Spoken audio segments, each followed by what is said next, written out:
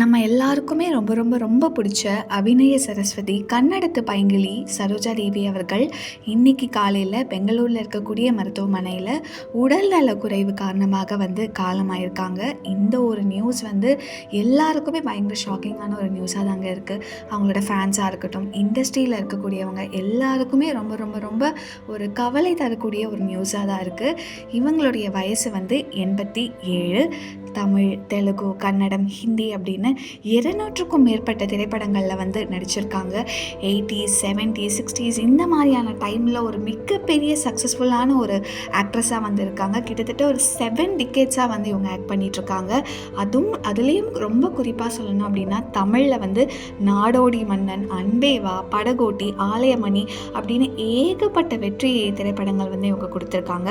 அதுலேயும் அந்த டைமில் இருக்கக்கூடிய ஒரு டாப் ஹீரோஸான எம்ஜிஆர் அவர்களாக இருக்கட்டும், சிவாஜி கணேசன் அவர்களாக இருக்கட்டும், ஜெமினி கணேசன் அவர்களாக இருக்கட்டும், இவங்க எல்லாருக்கூடையுமே நிறைய திரைப்படங்கள் நடிச்சிருக்காங்க. எம்ஜிஆரோட மட்டுமே 26 திரைப்படங்கள், சிவாஜி அவர்களோட சேர்ந்து 22 திரைப்படங்கள் நடிச்சிருக்காங்க. அதுலேயும் ரொம்ப குறிப்பாக எம்ஜிஆர் கூட இவங்க நடித்த நாடோடி மன்னன் அப்படிங்கிறது ஒரு சூப்பர் டூப்பர் ஹிட்டான ஒரு படமாக இருந்திருக்கு.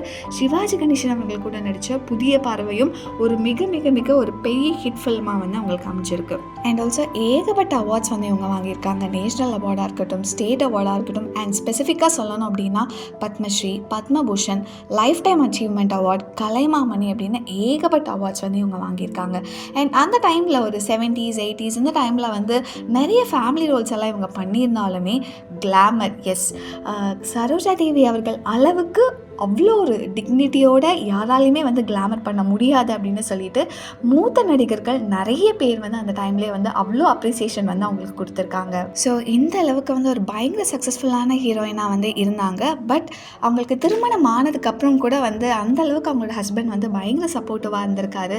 நீ ஃபிலிம்ஸ்லாம் நடிக்கலாம் அப்படிங்கிற மாதிரி ஒரு ஃபுல் ஃப்ரீடமே அவங்களுக்கு இருந்துச்சு. நிறைய திரைப்படங்கள் அதுக்கப்புறம் நடிச்சிருந்தாங்க.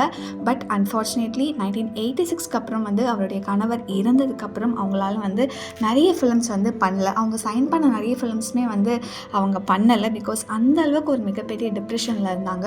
பட் அதுக்கப்புறம் அவங்களோட ஃபேன்ஸாக இருக்கட்டும் அண்ட் திரையுலகினர் நிறைய பேர் நீங்கள் மறுபடியும் நடிக்கணும் அப்படின்னு கேட்டதுக்காக மட்டுமே அதுக்கப்புறம் அவங்க சில ஃபிலிம்ஸ் எல்லாம் பண்ணியிருந்தாங்க. பட் தோ அந்த அளவுக்கு ஃபுல் ஃப்ரிட்ஜ்டாக ஃபிலிம்ஸ் பண்ணலனாலும் ரொம்ப கம்மியான ஃபிலிம்ஸ் தான் பண்ணிகிட்டு இருந்தாங்க.